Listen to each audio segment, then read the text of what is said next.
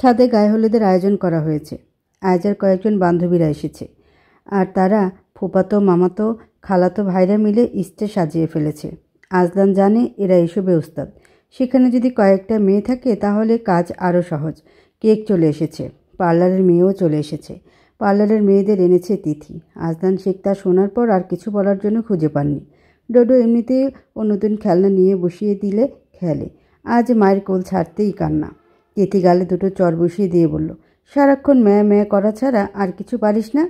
ডোডো চর খেয়ে এমন জোরে কাঁদা শুরু করেছে, বিরিয়ানির ডেকচি পাকাতে থাকা বাবুর্চির সাথে কথা বলতে থাকা আজলান শেখ পর্যন্ত থমকে গেল। আবার হলোটা কি? আম্বিয়া বেগম ডোডোকে কোলে নিয়ে ফেলে। তিথিকে বলল, আমি ওর বাপকে দিয়ে আসি। দাও, সারাক্ষণ হাওয়া খেয়ে বেড়ানো ছাড়া আর করছেটা কি? সব আমার উপর দিয়ে যাচ্ছে। সেখানে এসেছে ম্যামা করতে। এক চর দেব। ডোডো ঠোঁট টেনে ফুপিয়ে ফুপিয়ে কাঁদতে লাগলো। তিথি উপহাস করতে সে আরও জোরে কাঁদতে লাগলো। আজলান এসে বলল, কি হয়েছে? সমস্যা কি? ও কিভাবে কাঁদাচ্ছ কেন? তিথি মুখ ফিরিয়ে নিল। আম্বিয়া বেগম বললেন, ওর মাকে জ্বালাচ্ছে। ওকে একটু রাখ। আর কারো কোলেই যাচ্ছে না। কতজন নিতে চাইল? তোর ছেলে কারো কোলে যাবে না। আজলান হাত বাড়িয়ে ডোডোকে কোলে নিয়ে নিল। ডোডো কান্না তারপরও থামে না। মা তাকে বকেছে, তাই মাকে আদর করে দিতে হবে। তার আগে কান্না থামবে না। আজলান তাকে শান্ত করানোর জন্য হাতের ঘড়িটা খুলে দিল। ডোডো সেটা দেখে কান্না থামিয়ে হাতে নিল। তারপর পরে ঘড়িটা ভারী হওয়ায় টুপ করে ফেলে দিল নিচে। আম্বিয়া বেগম আঁতকে উঠলেন। ডোডো চেঁচিয়ে কেঁদে উঠল পুনরায়। আজলান হতভম্ব। এই ছেলে কী শুরু করেছে? তিথি আর না পারতে ডোডোকে কোলে নিয়ে হনহনিয়ে যেতে যেতে বলল, বাপের মতো হয়েছে। আজলান ভ্রুযুগল দ্বিগুণ কুঁচকে গেল। আম্বিয়া বেগম তা দেখে বললেন, হয়েছে, আর ওদিকে অমন করে তাকিয়ে থাকতে হবে না। ভুল কিছু বলেনি। যেতে যেতে শেষের কথাটি একটু আসতে বলেছেন উনি। আজলান যদিও শুনেছে, কিন্তু প্রতিক্রিয়া দেখানোর ফুরসত পায়নি। আজলান ঘড়িটা তুলে দেখল কাজ ভেঙে গিয়েছে। চকারান্ত শব্দ করল সে মুখ দিয়ে। আফতাব শেখ এসে বললেন, বিরিয়ানি মনে হচ্ছে ভীষণ ঝাল হবে। আজলান অতিষ্ঠ এই মানুষটার জ্বালায়। কিছুক্ষণ আগে এসে বলল মশলাপাতি কম হয়েছে, মাংস কম পড়েছে। এখন এসে বলল ভীষণ ঝাল হবে। অসহ্য। গটগট পায়ে হেঁটে সেখান থেকে চলে গেল সে। যে জন্ম দিয়েছে সে শান্তি দেয় না। যাকে জন্ম দিয়েছে সে বুঝবে কি করে? এত যন্ত্রণা সহ্য করা যায় না। হলুদ সিল্ক কাতানের মৌচাক শাড়ি পরেছে তিথি। চুলে ফুলের মালা পরেছে। পার্লারের মেয়েগুলো তাকে সাজিয়ে দিয়েছে। নুড লিপস্টিক পরিয়ে দিয়েছে। আম্বিয়া বেগম বললেন, ভালো লাগছে দেখতে।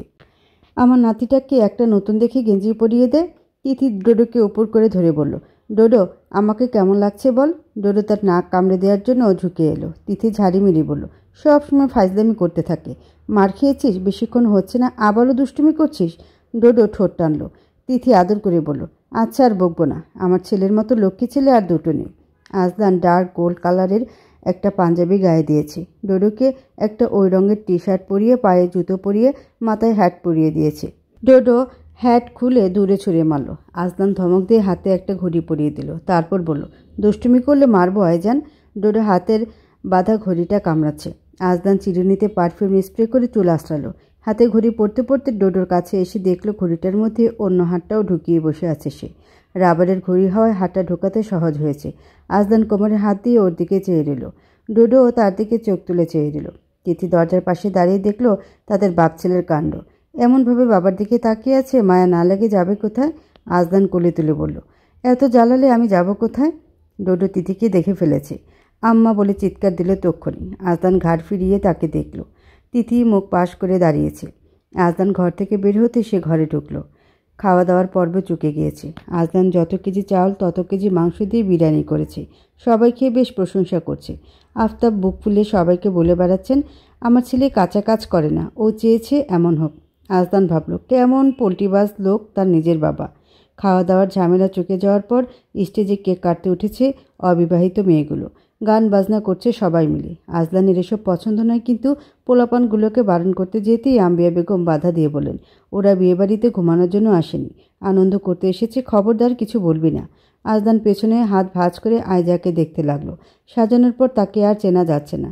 যদিও শ্বাসটা কুৎসিত হয়েছে বললে বাড়িয়ে বলা হবে, কিন্তু নিজের চেহারা বোঝা না গেলে সে যে লাভ কি?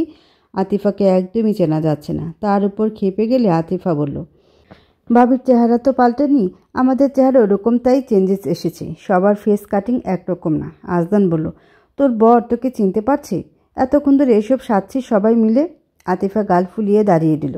আম্বিয়া বেগম এসে সবটা শুনে বললেন, তুই তোর বোর পাশে গিয়ে বসে থাকতো, ওদের দেখিস না তুই। আজদান বলল, তোমাদের সাথে কথা বলে কোনো লাভ নেই। তিথি পার্লারের মেয়ে দিয়ে হেনাকেও সাজিয়েছি। সে লজ্জা বের হচ্ছে না ঘর থেকে। সবাই এক এক রকম কথা বলছে। তিথি তাকে টেনে নিয়ে এলো, বলল, লজ্জা পেলে সবাই আরও লজ্জা দেবে, ওসব বাদ দেন তো। হেনা, আতিফার মেয়ে আবিরাকে নিয়ে তিথি স্টেজে উঠেছে। ডোডো তিথির কোলে। কেক এখনও পুরোটা অক্ষত রয়ে গেছে। চোখের পলকে ঘটে গেল এক দুর্ঘটনা। ডোডো এক লাফ দিয়ে থাবা বসিয়ে দিল কেকের উপর। সবাই হইচই করে উঠল। তিথি হাতটা খপ করে ধরে ধীরে সুস্থে বের করে এনে ধমক দিয়ে বলল, এটা কি করলি ডোডো? ডোডো কেক মাখা হাতটা মায়ের দিকে বাড়িয়ে দিল। তিথি হাতটা থেকে কেক খেয়ে নিয়ে বলল, তোর ফুপুকে দে। ডোডো আয়জার দিকে হাত বাড়িয়ে দিতে আয়জাও একটু করে খেয়ে তার গালে আদর করে দিয়ে বলল, আব্বা সব শেষ করে দিয়েছে। তিথি তাকে নিয়ে নেমে এলো। ডোডো গালের ভেতর হাতটা রেখে কেক খেতে খেতে আবারও তিথির দিকে বাড়িয়ে দিল। তিথি বলল, তোর বাপকে খাওয়া তোর লালা, বজ্জাত ছেলে। ডোডো ঠোঁট টানল। তিথি ওকে নিয়ে নিচে নামতে যাবে তক্ষুনি আজদান তাকে ডাকলো, আইজান এখানে এসো। তিথি তাকে নিয়ে এলো। আজদান তাকে ভাবা দিয়ে বলল, দারুণ কাজ করেছ। ডোডো তার কোলে ঝাঁপ দিল।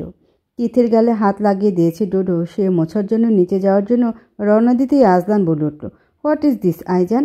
তিথি ঘাড় ফিরিয়ে দেখল ডোডো তার হাতটা আজদানের মুখে ধপাস ধপাস মেরে মেরে খেলছে। তিথি ফিক করে হেসে ফেলে আবারও হাসি আটকালো। আজদানের সারা মুখে কেক লেগে রইল। তিথি হাসি চেপে ডোডোকে কোলে টেনে নিয়ে বলল, দারুণ কাজ করেছিস। আজদান তাদের মা ছেলের পিছু পিছু ঘরে চলে এলো।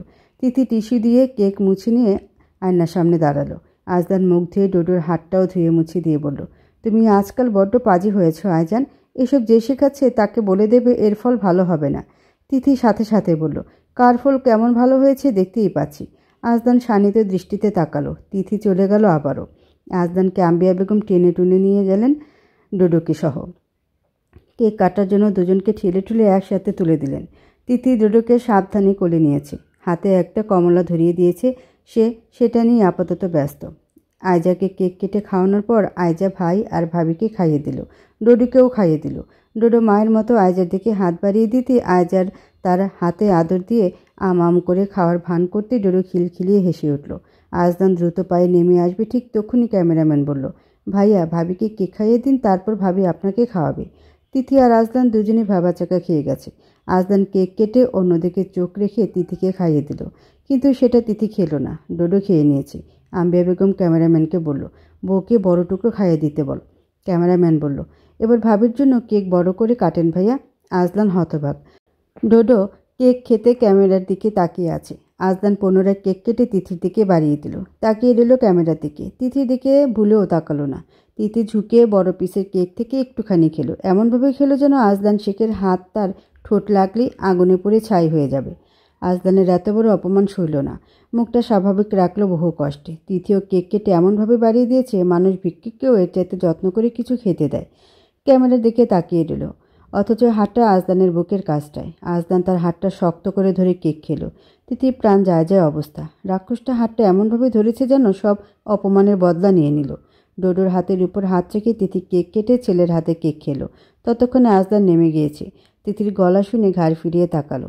তিথি ক্যামেরাম্যানকে বলছে, আমার ছেলে আমাকে খাইয়ে দিচ্ছে, এটার একটা ছবি তুলুন। ডোডোর হাত থেকে কেক খেলো তিথি। তারপর গালে আদর করে বলল, আমার সোনা ছেলে। আজদান গটমট পায়ে হেঁটে নিচে চলে গেল। তিথি ডোডোর জন্য একটা প্লেটে কেক কেটে নিয়ে নেমে যাওয়ার সময় আয়জা বলল, ভাবি তুমি কি বলো তো, ভাই অত বড় কেক কেটে দিল, খেলে একটুখানি। ডোডোর হাতে একা একা কেক খেলে, ভাইয়াকে দিলে না, ভাইয়া তো রেগে বোম। তিথি বলল, তোমার ভাই ঠান্ডা ছিল কখন? আতিফা আম্বিয়া বেগমকে বলল, দেখলে আম্মা, ও সারাক্ষণ আমার ভাইয়াকে রাগিয়ে দেওয়ার তালে থাকে। আম্বিয়া বেগম বললেন, ও কিভাবে কেক বাড়িয়ে দিয়েছে দেখলি না? ওর কাছ থেকেই তো শিখছে। তোর ভাই ধোয়া তুলসী পাতা নয়। আতিফা বলল, তুমি ওকে মাথায় তুলছো আম্মা? সংসার টিকিয়ে রাখা এত সহজ না। শাশুড়ি হওয়া তারপর বুঝবি। আতিফা তর্কে না জড়িয়ে তার বরের কাছে চলে গেল। ডোডোকে কেক খাওয়াচ্ছিল তিথি। যতটা না খাচ্ছে ততটা নিজের হাতে মুখে লাগিয়েছে ডোডো। মাকেও খেতে বলছে। কত দরদ তার। পাশ থেকে মেজো ফুপু বলল, ছেলেটাকে সারাক্ষণ খাওয়াতেই থাকো নাকি? এত খাওয়া বদহজম হয় না? সেও দেখছি খেতেই থাকে। তিথির মেজা সপ্তমে উঠল। সে আশ্চর্য হয়ে বলল, আজব ব্যাপার, আমার ছেলে কি খাবে, কতটুকু খাবে, কখন খাবে, এসব আমার ব্যাপার। আমি ওকে দরকার পড়লে একটা বিরিয়ানি ডেস্কি পুরো খাওয়াবো। আপনার তাতে কি? সব কথা মুখ বুজে সহ্য করছি বলে, শুনেও না শোনার ভান করে থাকছি বলে আমার ছেলেকে নিয়ে কথা বললে তা শুনে চুপ থাকবো না? কেমন মানুষ আপনি, একটা বাচ্চার খাবারে নজর দেন? ডোডো মায়ের চিৎকার শুনে কেঁদে উঠেছে। মেজো ফুপু আম্বিয়া বেগমকে উদ্দেশ্য করে বললেন, দেখছো ভাবি, তোমার ছেলের বউ কেমন সুরে কথা বলে। আমি আগেই ভাবছি এই মেয়ে এত ভালো হয়ে গেল কিভাবে, এখন আসল রূপ বেরিয়ে এলো। আম্বিয়া বেগম বলল, কি হলো রে আবার, কে কি বলছে তোকে? তিথি রাগে ফুঁসছে। মেজো ফুপুর আহাজারি আর বিলাপ শুনে জড়ো হয়েছে সবাই। তিথিকে বললেন, ফক্কিনীর মেয়ের বড় ঘরে বিয়ে হলেও কি মুখের ভাষা পরিবর্তন হয়? একটা জুটছিল আমার ভাইয়ের কপালে, আর একটা জুটছে আমার ভাইপোর কপালে। কি ভাষা! কোথাকার বস্তি ছোট লোকের মেয়ে সামান্য কথা জিজ্ঞেস করেছে, সে উত্তর কিভাবে দিল দেখলে সবাই? সবার বাকবিতণ্ডার মধ্যে সবার পেছনে এসে দাঁড়ালো আজদান। জলদ গম্ভীর সুরে কি হয়েছে জিজ্ঞেস করতে মেজুফুপি ছুটে এসে বলল, তোর বউ কি ভাষায় কথা বলছে জানিস? আমি কি এত অপমানিত হওয়ার জন্য আসছি এতদিন পর? এই মেয়ের সাথে তুই ঘর করিস কেমনি? কি মুখের ভাষা! আমি শুধু বললাম এতটুকুনি একটা বাচ্চাকে এসব খাওয়ানোর কি দরকার? এত খাওয়ালেও বদহজম হবে। শুনেছি ওর এমনিতে মাঝে মধ্যে পেট ব্যথা হয়। মা গো মা, তোর বউ খেপে গেল আমার উপর, যেন আমার উপর তার অনেক ক্ষোভ। মেয়ে তো আমিও পেটে ধরছি। মুরব্বির মুখে মুখে এমন জবাব তো ও দেয় না বাপু। তিথি রাগ, ক্ষোভ, দুঃখ নিয়ে টলমল চোখে আজদানের দিকে চেয়ে এলো। চোখ দিয়ে যেন আগুনের স্ফুলিঙ্গ বের হচ্ছে। আজদান তাকাতে চোখ সরিয়ে ডোডোকে নিয়ে হনহনিয়ে নিচে চলে গেল সে। হেনা এসে মাকে জোর করে টেনে নিয়ে যেতে চাইল। তিনি বললেন, তুই কেমন ছেলে আর কেমন বউ জুটল? তোর মা কেন সারাক্ষণ তাকে তেল মাখে? এবার বুঝলাম। আজ তো বেয়াদব একটা মেয়ে, দূর করে তাড়িয়ে দে। আজদান চুপচাপ নিচে নেমে গেল। মালিকা বেগমের সাথে মেজিফুপির তর্ক তীব্র হয়ে উঠেছে। মালিকা বেগম আজদানের বড় ফুপুদের সাথে বসে গল্পগুজবে মগ্ন ছিলেন। মুফিদ সাহেব আফতাব সাহেবের সাথে ছিলেন। ঘটনাস্থলে না থাকলেও মেজফুপুর চেঁচামেচি শুনে সব কিছু স্পষ্ট হয়ে গেল তাদের। মালিকা বেগম নীরবতা ভেঙে ক্ষিপ্ত হয়ে বলে উঠলেন, আপনি আমার মেয়েকে বস্তি ডাকলেন কোন সাহসে? আমার মেয়ে বস্তিতে বড় হলেও অনেক ভালো শিক্ষা পেয়েছে। আপনি তো ভদ্রবাড়িতে বড় হয়ে সেটুকুও পাননি। আসার পর থেকে দেখছি মেয়েটা কাজের জন্য বাচ্চাটাকে পর্যন্ত কোলে নিতে পারছে না। সেখানে আপনার বড় বড় কথা। অনেকক্ষণ ধরে আপনার কথা শুনছি। মেজফুপু বললেন, মেয়েকে বেয়াদব বানিয়েছেন সেটা স্বীকার করুন। মুরব্বীদের সাথে কি করে কথা বলতে হয় সেটা জানে না। মালিকা বেগম তীব্র কণ্ঠে বললেন, এখানে মুরব্বী তো আরও আছে, কারোর সাথে তো বেয়াদবি করেনি, আপনার সাথে কেন করলো? মফিজ সাহেব রাগে কাঁপছেন, তবুও কিছু বলছেন না। তিনি মালিকা বেগমকে বললেন, আহা থামো, বাদ দাও। মেজো ফুপু বললেন, আমার তো এখন আপনার জন্য মায়া হচ্ছে ভাই সাহেব। এই মা মেয়ের জ্বালায় আপনি অতিষ্ঠ হয়ে যাচ্ছেন না? এখন বুঝতে পারছি বীজ কিসের। তুষার বাবা আর মাকে সরিয়ে নেওয়ার চেষ্টা করছে। আফতাব শেখ এসে তীব্রভাবে ধমক দিয়ে বললেন, আছিয়া তুই চুপ করবি? অশান্তি লাগিয়ে দিয়েছিস গোটা বাড়িতে। কি শুরু করেছিস তোরা? বড় ফুপো প্রতিবাদ করে বললেন, আসিয়া তুইও কি বাচ্চা মেয়ে হয়ে গেছিস? নতুন মা হয়েছে, বাচ্চার নামে বাজে কথা সইতে পারেনি, চুপ কর না। ছোট ফুপো বড় ফুপোর মতো শান্তিপ্রিয় মানুষ। তিনি বললেন, আজদান ঘরের দিকে গেছে, কি হবে কে জানে, তুমি একটু চুপ করবে মেজবু? আফতাব সাহেব মালিকা বেগমের উদ্দেশ্যে বলেন, বেআইন মাথা ঠান্ডা করুন, সবাই রেগে গেলে তো হবে না। হিনা তোর মাকে নিয়ে যা, আসিয়া ঘরে যা। আর কোনো কথা নয়। মেজফুপু বিড়বিড় করে বললেন, কোত্থেকে আত্মীয় করেছি আল্লাহ জানে, পুরো ন্যাংটার গোষ্ঠী। তুষার ঘাট ঘুরিয়ে আসিয়া বেগমের দিকে তাকালো। মালিকা বেগম তাকে টেনে নিয়ে গেলেন। তুষার বলল, আম্মা আপাকে বাড়ি নিয়ে চলো, এখানে এক মুহূর্তও থাকবো না আমি। আপাকেও রাখবো না, এখানে সব কটা আপার সাথে খারাপ ব্যবহার করে। আয়জা বলল, তুষার মাথা ঠান্ডা করো, ভাবির সামনে এসো বলো না। তুষার উত্তেজিতভাবে বলল, আপাকে যা ইচ্ছা তাই বলল ওই মহিলা। দুলাভাইও কিছু বলল না। আপাকে সবাই এইভাবে কথা শোনায় নাকি? আয়জা শান্তভাবে বলল, তুমি শান্ত হয়ে বসো ভাইয়া, সব ঠিক হয়ে যাবে। মফিজ সাহেব অস্থিরভাবে পায়চারি করতে করতে বললেন, গোলামের পুটটা কিছু বলল না না আমার মেয়ের হয়ে? ওকে আমি ছাড়ব না। আজদান ঘরে ঢুকতেই দেখতে পেল তিথি ডোডোকে বিছানায় বসিয়ে কাপড় চোপড় গুছিয়ে নিচ্ছে। সে হতবাক হয়ে গেল, মাথায় একাধিক প্রশ্ন উকি দিচ্ছে। কি করতে চাইছে মেহবুব? বিস্ময় ভরা কণ্ঠে প্রশ্ন করলো, কি করছো তুমি? তিথি ধীরে ধীরে ঘাড় ঘুরিয়ে তাকালো তার দিকে। তার চোখে যেন রাগের স্ফুলিঙ্গ ছড়িয়ে পড়ছে। এমন দৃশ্য দেখে আজদানের মনে ভীতির শিহরণ জাগিয়ে তুলেছে। আবার বাড়ি ছেড়ে চলে যাবে নাকি? আশ্চর্য! ঠিক তখনই আয়জা আর আম্বিয়া বেগম ঘরে এসে দাঁড়ালো। তাদের দেখে উদ্বেগের ছায়া ডোডো বিছানায় বসে নিজের ছোট্ট চোখ দিয়ে মা আর বাবার দিকে তাকাচ্ছে। তার সরল দৃষ্টিতেও অস্থিরতা স্পষ্ট। মায়ের চেঁচামেচি শুনে সে ভরকে গেছে। সে ছোট্ট করে আম্মা ডাকলো। তিথি শুনল না। আজদান এগিয়ে গিয়ে ব্যাগটা কেড়ে নিয়ে বলল, আমার সাথে কথা বলো তুমি। তিথি তার চোখের দিকে তাকালো। বলল, তুমি আমার সাথে একটা কথাও বলবে না। সব সময় আমাকে শাসন করতে চলে আসো, অথচ তোমার বাপের বোনকে কিচ্ছু বলতে পারোনি মুখের ওপর। আজদান তাকে শান্ত হতে বলে বলল, বাড়ি ভর্তি মানুষ, এখন আমি কি করব বলো। তিথির চোখে ক্রোধ মিশ্রিত জল। সে ব্যাগটা টেনে নিয়ে বলল, এই বাড়ি ভর্তি মানুষের সামনে তোমার ফুপু আমাকে অপমান করে যা ইচ্ছা তাই বলেছে। আমাকে সারাদিন বলে গেল, আমি কিচ্ছু বলিনি। এখন সাহস পেয়ে আমার ছেলেকে বলছি। আমি এক মুহূর্ত এ বাড়িতে থাকবো না। দরকার পড়লে ভিক্ষে করে খাবো, নলে চায়ের দোকানে কাজ করে খাবো, কিন্তু তোমার সাথে আমি থাকবো না। আয়জা এসে বলল, ভাবি একটু শান্ত হও। ঘরটা থমথমে হয়ে উঠেছে। ডোডোর কান্না করছে। ছোট্ট হাত দুটি বাড়িয়ে আয়জার কোলে উঠতে চাইল সে। তাকে সপাটে চর বসিয়ে তিথি বলল, চুপ করে বস, দরদ দেখাবি না। এখানে কেউ তোর আপন না। তুই খাচ্ছিস, এটাতেও অনেকের সমস্যা। তোর মা তো কখনো খাবার দেখেনি, বস্তি থেকে উঠে এসেছে। তুই সেই বস্তির ছেলে হয়ে এত ভালো মন্দ খাবি কেন? ডোডো তার মায়ের চর খেয়ে হাওমাও করে কাঁদতে শুরু করলো। তাকে কাঁদতে দেখে আম্বিয়া বেগমের ধৈর্যের বাঁধ ভেঙে গেল। তিনি চড়া গলায় বললেন, তুই তোর জামাইয়ের উপর রাখছিস ভালো কথা, আমার নাতির গায়ে কেন হাত দিচ্ছিস? এটা কি তোর বাপের বাড়ি থেকে এনেছিস? ডোডোকে কোলে তুলে নিয়ে শান্ত করতে লাগলেন তিনি। আজদান মায়ের দিকে তাকিয়ে শান্ত গলায় বলল, মা তোমরা এখন যাও, ঘর খালি করো। আজদানের কথা শুনে সবাই ঘর থেকে বেরিয়ে গেল। তিতির রাগ তখনও মাথার ভেতর আগুনের মতো জ্বলছিল। সে সোজা আজদানের দিকে তাকিয়ে বলল, এসব নাটক বন্ধ করো। ঘাড় ধাক্কা দিয়ে তো শুধু আমাকেই বের করতে পারো তুমি। তোমার শক্তি শুধু আমার উপরে দেখাও। কারো মুখের উপর দুটো কথা বলার সাহস আছে তোমার? শুধু আমাকে জব্দ করতে শিখেছ। এই ছোট লোক বস্তি তোমার সাথে থাকবে না আর। দুটো ডাল ভাত আমার জুটে যাবে। আজদান শান্ত থাকার চেষ্টা করলো। সে তিথির হাত ধরে রাখতে রাখলো। তিথি ঝাঁকিয়ে হাত ছাড়ানোর চেষ্টা করলো। আজদান ধীরে বলল, রাগের মাথায় কোনো সিদ্ধান্ত নিও না মেহবুব। তিথির ক্ষোভ কমল না। সে আরও জোরে হাত ঝাঁকিয়ে বলল, এতগুলো মানুষের সামনে আমাকে এত কথা শোনালো, তুমি একটা কথাও বললে না। আমি এই বাড়িতে শুধু ভালো মন্দ খাওয়ার জন্য পড়ে আছি? আজদান কণ্ঠ উঁচু করে বলল, কি বলবো আমি? ফুপুকে বের করে দেব, তাও এতগুলো মানুষের সামনে? বিয়েটা চুকে যাক, আমি বলবো ফুপুকে। তিথি ক্ষিপ্ত হয়ে তৎক্ষণাৎ বলল, কি বলবে? আমার বউকে আর বস্তি ডেকো না এটা বলবে? নাকি আমার বাচ্চার খাবারে নজর দিও না বলবে? কোনটা? আজলান তিথির উত্তেজনা দেখে শান্তভাবে বলল, মেহবুব তুমি বাড়াবাড়ি পর্যায়ে নিয়ে যাচ্ছ ব্যাপারটাকে। তিথির চোখ মুছে বলল, আমি চলে যাব, আমার ছেলেকে নিয়ে যাবই।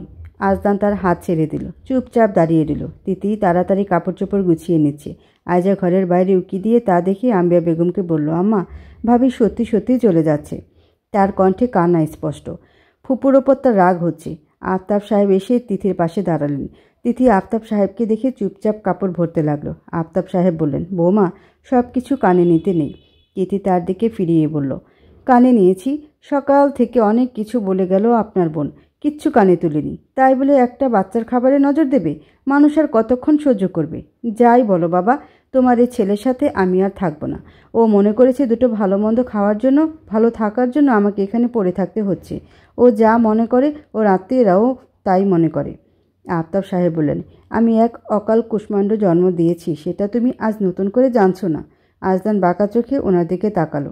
তিথি দৃঢ়ভাবে বলল, না না, আমি থাকবো না। আম্বিয়া বেগম হতাশভাবে বললেন, আজদান তুই কিছু বলবি না? ও সত্যি সত্যি চলে যাচ্ছে। আজদান ফুঁসে উঠে বলল, ও চলে যেতে চাইলে আমি কি করব? আমি তো আর ওর মতো হুটহাট সিদ্ধান্ত নিতে পারি না। নিতে পারলে সব মিটে যেত। ও যা চাইছে তা যখন পারছি না, তখন ওর সিদ্ধান্ত মেনে নেওয়াটাই ভালো। তিথির এই অবস্থা দেখে আয়জা তাড়াতাড়ি তার ব্যাগটা কেড়ে নিল। ব্যাগটা বুকের সাথে জড়িয়ে ধরে বলল, ভাবি তুমি এভাবে যেও না প্লিজ। তুমি চলে গেলে এত সব কে সামলাবে? তিথি অস্ত্র সংবরণ করে বলল, হ্যাঁ তোমারও তো একই চিন্তা। ভাবি চলে গেলে এত কাজ কে করবে? এত ঝামেলা কে সামলাবে? ভাবির অপমানে তোমার কিছু যায় আসে না। ছোট লোককে ছোট লোকই তো বলেছে। তিথির চোখ থেকে রাগ মিশ্রিত জলের ধারা গড়িয়ে পড়ল। আফতাব শেখ তিথির এই অবস্থা দেখে মাথায় হাত রেখে বললেন, আমি ওকে বকে এসেছি। ও আমার মা বাবার বেয়াদব সন্তান, আমারও একটা আছে এমন একটা। কি করব এদের নিয়ে বলো? আজদান কিছু বলতে চাইল কিন্তু বলল না। আফতাব শেখ তিথিকে বুঝিয়ে বললেন, তুমি যদি এখন চলে যাও তাহলে তোমার জায়গাটা নড়বড়ে দেখাবে সবার সামনে। এটা তোমারই বাড়ি। তুমি যদি শক্ত হাতে এই সংসারের হাল ধরো, এরপর থেকে কেউ তোমাকে ছোট লোক বলার সাহস পাবে না। আমরা মরে গেলে তোমার ফুপু শাশুড়িদের তোমার কাছেই আসতে হবে। ওদের আর ভাই নেই, ভাইপোর বউ নেই। তিথি দৃঢ়ভাবে বলল, আমাকে আটকে রাখার জন্য এসব এখন বলবে না। তোমার বোনকে এমনটা বললে সে বলবে এটা তার বাপের বাড়ি। আমাকে বুঝ দিও না। আম্বিয়া বেগম এবার ধমকে সুরে বললেন, তুই এখনো কিছু বলবি না আজলান? আজলান এবার ক্ষোভের চাপে রেগে গিয়ে বলল, আশ্চর্য, এখন কি ওর পায়ে ধরতে হবে আমাকে? হাত ধরে অনুরোধ পর্যন্ত করলাম, ও শুনেছে আমার কথা। যাক, দিয়ে দাও ডোডোকে। মালিকা বেগম ঘরে প্রবেশ করে বললেন, এই তিথি বোরকানি, তোর আব্বা সিএনজি নিয়ে এসেছে। আম্বিয়া বেগম অসন্তোষ প্রকাশ করে বললেন, আপনিও মেয়ের পাগলামিতে সায় দিচ্ছেন বেআইন? মালিকা বেগম পাল্টা বললেন, কি করব, আপনার ছেলের উপর যথেষ্ট ভরসা রেখেছি। সে তার বউর অপমান চুপচাপ সহ্য করে বসে আছে। মনে হচ্ছে সে বেশ খুশি হয়েছে। আপনার ননদ আমার সামনে যা যা বলেছে, এসব কি কোনো ভালো মানুষের কথা? আজলান এই মুহূর্তে তার মত পাল্টে বলল, ও কোথাও যাবে না। ও আপনাদের মেয়ে কম, বাড়ির বউ বেশি। মালিকা বেগম তীব্র কণ্ঠে বললেন, বেশি বলেই তো এত কথা শুনিয়েছে তোমার ফুপু। আজলান বলল, এসব অশান্তি সংসারে হয়েই থাকে। মফিজ সাহেব এসে বললেন, না না, আমরা ওকে রাখবো না। আমরা ওর কথাগুলো এতদিন তেমন বিশ্বাস করিনি, কিন্তু আজ সচক্ষে দেখলাম ওকে কিভাবে অপমান করা হয়। ও থাকবে না আর এই বাড়িতে। আমি আমার মেয়েকে নুনে ভাতে খাওয়াতে পারবো। আজলান তিথিকে বলল, মেহবুব, আমি তোমাকে বলে দিচ্ছি, ডোডোকে নিয়ে তুমি কোথাও যাবে না। যদি যাও। তিথি তার পাল্টা প্রশ্ন করলো, যদি যাই? আজলান দাঁতে দাঁত পিষে রেগে শুধু চেয়ে রইল। তার মনের অশান্তি ও বিরক্তির চক্ষু দিয়ে প্রকাশ করতে চাইছে সে। তিথি চোখ সরিয়ে ব্যাগের দিকে হাত বাড়ানোর সঙ্গে সঙ্গে আজলান হনহনিয়ে এগিয়ে এসে তিথির হাত খপ করে ধরে টেনে নিয়ে ঘর থেকে বেরিয়ে এলো। সবাই স্তব্ধ হয়ে গেল। আম্বিয়া বেগমও দৌড় লাগালেন। আফতাব সাহেব দ্রুত পদক্ষেপে এসে আম্বিয়া বেগমের পথ আটকে বললেন, ওদের ছেড়ে দাও। আজলান তিথিকে রূঢ়ভাবে ধরে ছাদের দিকে নিয়ে যেতে লাগলো। মফিজ সাহেব, মালিকা বেগম এবং অন্যান্যরাও হতভম্ব হয়ে দাঁড়িয়ে রইল। তিথি বিরোধিতা করার চেষ্টা করছে, কিন্তু আজলানের শক্তিশালী হাত থেকে তার মুক্তি পাওয়া সম্ভব হচ্ছে না। আজলানের মুখে ক্রুদ্ধ ভাব ফুটে উঠেছে। তিথির চোখে অসহায়তা ও ক্ষোভের মিশ্রণ স্পষ্ট। সে চেঁচিয়ে যাচ্ছে, তবু আজলান তাকে ছাড়ছে না। তিথি হার মেনে নিল এক পর্যায়ে। ছাদে এখন কেউ নেই। স্টেজে কেকটা পড়ে আছে এবং চেয়ার ও টেবিলগুলো সমানে এলোমেলো হয়ে আছে। তিথিকে এনে আজলান তার হাত থেকে ছেড়ে দিল। তিথি কাঁদছে। আজলান ছাদের দরজা বন্ধ করে তার সিদ্ধান্তের প্রতি দৃঢ়তা দেখিয়ে বলল, তুমি আমাকে বিয়ে করতে বলেছিলে না তোমার কোনো একটা বান্ধবীকে? তিথি ভাঙা সুরে উত্তর দিল, হ্যাঁ, তার নাম্বারটা এনে দিও। তিথি বিস্মিত হয়ে জিজ্ঞেস করলো, কেন? আজলান সংকটের মুখে তার সিদ্ধান্ত জানালো। বলল, বিয়ে করব। তোমার সাথে আমার হবে না, তাই ঠিক আমি আরেকটা বিয়ে করব। তিথি নাক টানল। আজলান তার বাহু চেপে ধরে বলল, আমি ফেড আপ মেহবুব। আমি জেদি হলে তুমি গাধি। এরকম গাধির সাথে আমি এক সেকেন্ডও থাকবো না আর। তিথির চোখের অবস্থা ভয়ঙ্কর। তার চোখ ফুলে গেছে। আজলান তার চিরকালীন রাগে সুরে বলল, যত ইচ্ছা কাঁদো, তোমার সতী নিলে ইচ্ছে মতো হেসো, তোমার বহুদিনের ইচ্ছা। তিথি কাঁদতে কাঁদতে গভীর শ্বাস টেনে বলল, ওর তো বিয়ে হয়ে গেছে। আজলান কপাল চেপে ধরে বলল, তারপরও দাও, ওর বরের কাছ থেকে চেয়ে নিয়ে আসবো। আজলানের চাহনীয় কথায় তিথির মনোযোগ বিভ্রান্ত হয়ে গেছে। দুজনেই দুজনের দিকে খ্যাপাটে দৃষ্টিতে তাকিয়ে রইল। হঠাৎ করে মনে হলো দূরত্ব তাদের মধ্যকার স্বাভাবিক সম্পর্কে সে মিষ্টি নিকটতা হারিয়ে দিয়েছে। যেন সময়ের স্রোতে ভেসে গিয়েছে তাদের প্রণয়ের চিরচেনা স্বামী স্ত্রীর ঘনিষ্ঠতা। দীর্ঘদিন পর একে অপরের মুখোমুখি হওয়ার পর তাদের চোখে চোখ পড়তেই যেন পুরনো দিনের স্মৃতি ফিরে এলো। এক মুহূর্তের জন্য সব কিছু থেমে গেল। আজলান বলল, তোমার সতীন আমার গায়ের উপর পা তুলে ঘুমালে তোমার ভালো লাগবে? খুব লাগবে। তিথির কণ্ঠস্বর ফাঁপা। আজলান তার কোমর জড়িয়ে টেনে এনে বলল, এভাবে টেনে এনে আদর করব, তোমার ভালো লাগবে? খুব মজা লাগবে। আজলান হিংস্র হয়ে উঠে বলল, তোমার কষ্ট হবে না বেয়াদব? তিথি দৃঢ়ভাবে উত্তর দিল, না। কেন? তিথি একটু সময় নিয়ে বলল, আমি মরার আগে তুমি বিয়ে করতে পারলে তবেই তো। আজলান তার মনোরম চোখে অধিকার বোধের চিহ্ন দেখতে পেল। কি শান্তি এই অধিকার বোধের মধ্যে! আজলান শেখ তো এটাই চেয়ে এসেছে বরাবর। নিজেকে সামলে নিয়ে তিথির গালটা মুছে দিয়ে আজলান বলল, সব আটা ময়দা তো ধুয়ে চলে গেল, সে যে কি লাভ হলো? তিথি তীব্র রেগে উঠে তার হাত সরানোর চেষ্টা করতেই আজলান তাকে নিজের কাছে টেনে ধরে ধমকে উঠে বলল, মেহবুব। তিথি স্তব্ধ হয়ে গেল। আজলানের কঠিন মুখের সামনে দাঁড়িয়ে তার সাহস হারিয়ে গেল। আজলান ধীরে ধীরে তিথির কাছে এলো। তার চোখে তীব্রতা এবং মৃদু তেজের মিশ্রণ। তাদের মাঝে শূন্যতা ক্রমশ সংকীর্ণ হতে লাগলো। এক স্নিগ্ধ মুহূর্তে দুজনের ঠোঁট একে অপরের ঠোঁটে স্পর্শ করল। আজলান তিথির ঠোঁটে ধীরে ধীরে চুম্বন করল, যেন সে চুম্বন সমস্ত কথা এবং অনুভূতি বহন করছে যেন। তিথি অবাক হয়ে তার প্রতিক্রিয়া দিল। হঠাৎ করেই দুজনই একে অপরের ঠোঁট কামড়ে ধরল, যেন তাদের ক্ষোভ আর রাগের সমস্ত অভ্যন্তরীণ আবেগ বাইরে বের হয়ে আসছে। চুম্বনের অস্থিরতা, ঝগড়ার উত্তেজনা আর অম্ল স্বাদের এক অদ্ভুত মিশ্রণ থেকে তিথি নিজেকে ছাড়িয়ে নিয়ে বলল, তুমি 100টা বিয়ে করো, আমার কোনো আপত্তি নেই। এমন রাক্ষসের মতো কেউ চুমু খায় নাকি? আজলান হতভম্ব। তিথি তার বুকে কিল বসিয়ে বলল, ছাড়ো, চিৎকার করে ক্যামেরাম্যানকে ডাকবো। তোমার ইজ্জতের দফা রফা করতে আমার 2 সেকেন্ড লাগবে না আজলান শেখ। আজলান তাকে ছেড়ে দিল নির্লিপ্তভাবে, যেন কিছুই করেনি সে। নিজের ভাব গাম্ভীর্য ধরে রেখে টিস্যু দিয়ে নিজের মুখ মুছতে মুছতে বলল, তুমি ছাদ থেকে নেমে সোজা আয়নার সামনে গিয়ে দাঁড়ালে বুঝতে পারবে কার ইজ্জতের দফা রফা হয়ে গেছে। বউ কি বলল? আম্বিয়া বেগম এক প্রকার ছুটে এসে প্রশ্ন ছুড়লেন। আজলান সিঁড়ি বেয়ে নামতে নামতে বলল, কি বলবে? বিয়ের ঝামেলা শেষ হলে চলে যাবে, এই বলেছে। আম্বিয়া বেগম বললেন, যাক বাবা, একটু ঠান্ডা হলেই হলো। তোর ফুপু তো আবার ঢং শুরু করেছে চলে যাওয়ার জন্য। তোর বাপ দরজা বন্ধ করে রেখেছে। আয়জাকে নিয়ে যুবতীরা ছাদে চলে গেল। অনুষ্ঠান যথারীতি শুরু হয়েছে আবারও। তিথি ঘরে শাড়ি টাড়ি খুলে ছুঁড়ে মেরেছে, সালোয়ার কামিজ পরে বসে আছে। তাকে কি পেয়েছেটা কি? অমন শক্ত করে ধরে চুমু দিলেই সে সব ভুলে যাবে? বিয়েটা চুকে যাক, এই আজলান শেখকে যদি সে কাঁদিয়ে না ছাড়ে তার নাম তিথি নয়। ডোডো ঘুমিয়ে পড়েছে। তিথি তার দিকে ঝুঁকে গালে চুমু দিল। দোষ করবে বাপে, মায়ের খায় ছেলে। ডোডোর গালে ঠোঁট চেপে দিতি বলল, ডোডো, তোর বাপকে আমি ছাড়ব না, সুদে আসলে শোধ তুলব, তুই দেখিস। মালিকা বেগম এসে উকি দিয়ে বলেন, হ্যাঁ রে, তোর আব্বা বলছে চলে যাওয়ার জন্য, আমরা যাই তাহলে। তিথি লাফ দিয়ে উঠে বলল, কেন চলে যাবে? কেন? তুষার থাকতে চাচ্ছে না, কোথাও যাবে না, গেলে আর আসবে না। আমার মাথা আর খারাপ করো না আম্মা, যাও। মালিকা বেগম বললেন, তোর ফুপু শাশুড়িকে দরজা বন্ধ করে আটকে রাখতে হয়েছে। তিথি বলল, ওসব কথা বাদ দাও। তোমার শরীর খারাপ লাগলে ডোডোর পাশে শুয়ে থাকো। আব্বা আমার শ্বশুরের ঘরে থাকবে, তুষারের ব্যবস্থা আমি করব। মালিকা বেগম সংকোচের সাথে জানতে চাইলেন, জামাই আসবে না? না না, আসবে না, ও এই ঘরে আসবে না আর।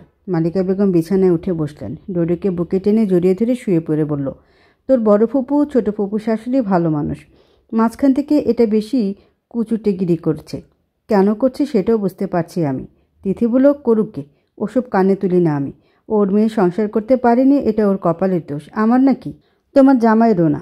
ওর মেয়েই তার ভাইপোকে ছেড়ে চলে গেছে, কেউ ওকে তাড়ায়নি। মালিকা বেগম বলল, তারপরও সাবধানে থাকি। তিথি বলল, সাবধানে না থাকলে ডোডোর আব্বাকে নিয়ে যাবে বলছো? মালিকা বেগম বলল, ঠান্ডা মাথায় চিন্তা করতে পারিস না? ছেলেদের মাথা ঘুরতে বেশি সময় লাগে না। তোর জামাই যেমন ফুপু ভক্ত, কিছু বলল না দেখলি না? ছাড় দিবি না একদম।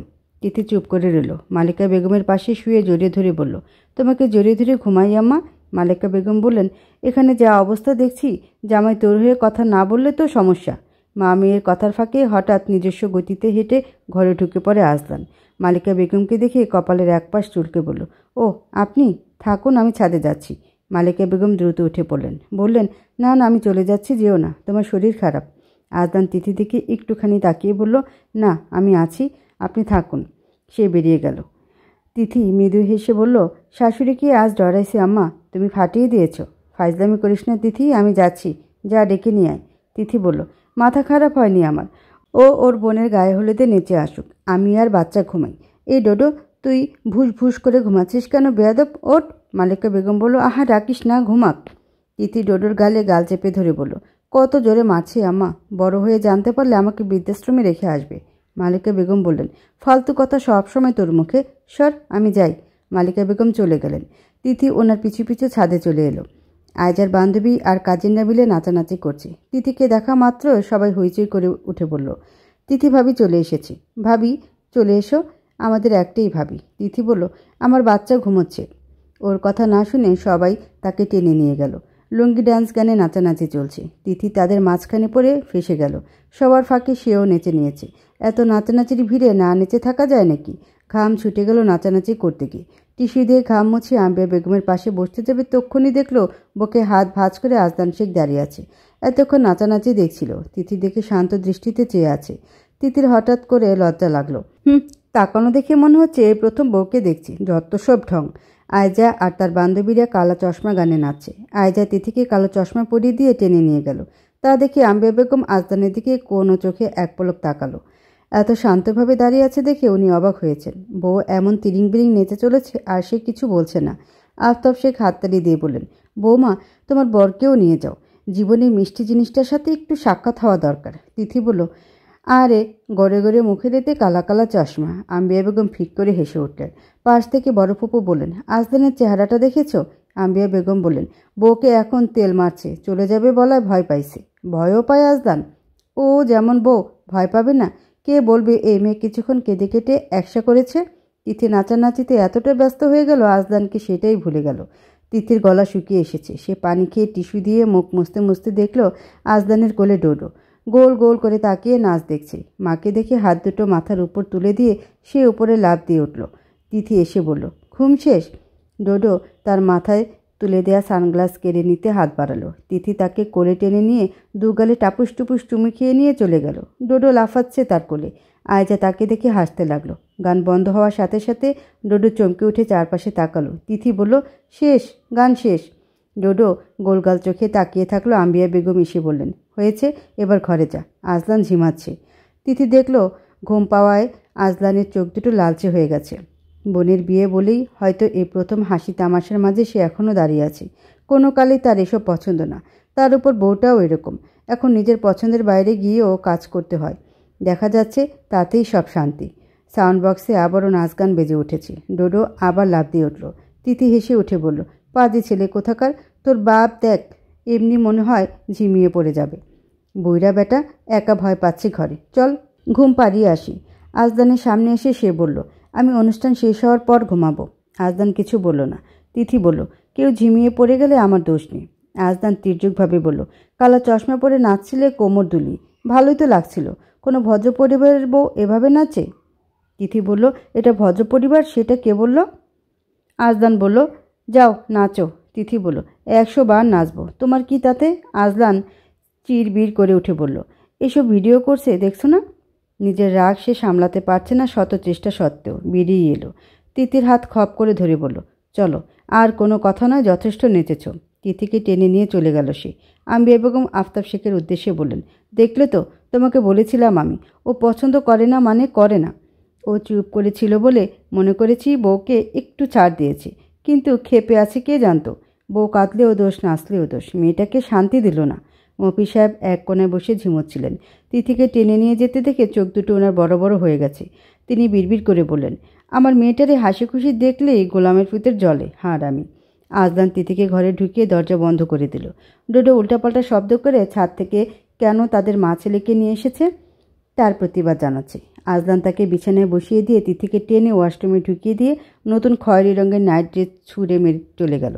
তিথি সালোয়ার কামিজ পাল্টে গা মুছে ধুয়ে ঢিলে ঢালা নাইটিটা পরে বেরিয়ে এসে বিড়বিড়িয়ে বলল, এসব বেয়াদ্দপ পোশাক পরতে বলে আবার নিজেকে ভদ্রলোক দাবি করে, ন্যূনতম হায়া শরম নেই? মানুষ বইয়ের জন্য এসব পোশাক কিনে? তিথি হাত মুখ মুছে মুখে নাইট ক্রিম মাখতে যাচ্ছিল। আজলান চোখের উপর হাত রেখে ঘুমিয়ে পড়েছে। তারপর দৃঢ়বদ্ধ ঠোঁট দুটো দেখিয়ে বোঝা যাচ্ছে মেজাজ সপ্তম আসমানে। তিথি মুখ মোচড়ে লাইট নিভিয়ে এলো। ডোডো আজলানের ওপাশে শুয়েছে। মাঝখানে অনেকটা ফাঁকা জায়গা। তিথি শুয়ে পড়ল বেশ সাবধানে। ডোডো আবারও ঘুমিয়ে পড়েছে। ডোডোর বাপও। তিথি বিড়বিড় করে বলল, আমার বাচ্চাটাকে সরিয়ে ফেলেছে। সে আজলানের উপর দিয়ে ডোডোর নিজের কাছে নিয়ে আসার জন্য হাত বাড়ানো মাত্রই আজলান তাকে এমনভাবে ছুঁড়ে মারল, সে পড়ে গিয়ে চেঁচিয়ে ওঠা মাত্রই আজলান ধরফরিয়ে উঠে বসল। তিথি বলল, মরে গেলাম, মরে গেলাম। আজলান ফোনের ফ্ল্যাশ জ্বালিয়ে বলল, কোথায় লেগেছে? উফ, মুসিবত, কোথায় লেগেছে বলো? শেষে ধমকে উঠল সে। তিথি তার হাত ধরে পিঠের নিচে দিয়ে বলল, পিঠে। আজলান বলল, বেশি লেগেছে? খুব। আজলান বলল, দেখাও। তিথি লজ্জা পেয়ে গিয়ে বলল, ধুর, দেখাবো কিভাবে? কি এক মরার কাপড় পরছি, শুধু উপরে উঠে যাচ্ছে। আজলান বিরক্ত হয়ে বলল, তোমার লাগেনি তাই তো? তিথি দুপাশে মাথা নেড়ে বলল, না। আজলানের মুখ শক্ত হয়ে উঠল। তিথি মাথা দুলিয়ে বলল, হ্যাঁ হ্যাঁ। আজলান বিছানা থেকে নেমে লাইট জ্বালিয়ে দিয়ে ক্যালেন্ডারের ভাঁজ নিয়ে রোল করতে করতে বলল, তুমি নিজে ঘুমাবে নাকি ঘুমাতে দেবে? তিথি এক লাফে বিছানা থেকে নেমে গিয়ে পালঙ্কের পেছনে লুকিয়ে গিয়ে বলল, ও আল্লাহ, তুমি আমাকে মারবে নাকি এখন? আজলান ক্যালেন্ডারের রোলটা নিয়ে এগিয়ে এলো। তিথি দৌড়ে অন্য জায়গায় সরে দাঁড়ালো। বউ বর দৌড় ছুট খেলতে গিয়ে ক্লান্ত হয়ে পড়ল। আজলান শেষে বিছানায় বসে দুহাত পেছনে ঠেলে ভার নিয়ন্ত্রণ করে তিথির দিকে তাকিয়ে বলল, তোমার চোখে ঘুম নেই মেহবুব? তিথি ধীর পায়ে এগিয়ে এসে তার দিকে তাকিয়ে বলল, ওটা ফেলে দাও, ঘুমিয়ে পড়বে এখন। আজলান রোলটা ফেলে দিল। আর ঠিক তখনই তিথি তার কোলে এসে চেপে বসে পড়ল। তার কণ্ঠে মিষ্টি অনুরোধ, চলো ঘুমিয়ে পড়ি। আজলানকে ধাক্কা দিতে গিয়ে নিজেই হঠাৎ শক্ত দুহাতের মধ্যে বন্দী হয়ে গেল তিথি। মুহূর্তের মধ্যে আজলান তাকে কাছে টেনে নিল এবং তার ক্রুদ্ধ দৃষ্টির আড়ালে লুকিয়ে থাকা জ্বালাময় আবেগ প্রকাশ পেল গলার ভাঁজে পড়া কঠিন আগ্রাসী চুম্বনগুলোতে। এই চুম্বনগুলো যেন আজলানের ভেতরে জমে থাকা ক্ষোভ আর ক্রোধের বহিঃপ্রকাশ। আজলানের আগ্রাসী চুম্বন থেকে কিছুটা মুক্তি পেয়ে তিথি শ্বাস নিতে নিতে বলে উঠল, ও আল্লাহ রে, ডোডু দেখলে দুজনকে ধাক্কা দিয়ে ঘর থেকে বের করে দেবে। কি নির্লজ্জ বাপ মা তার, ছি।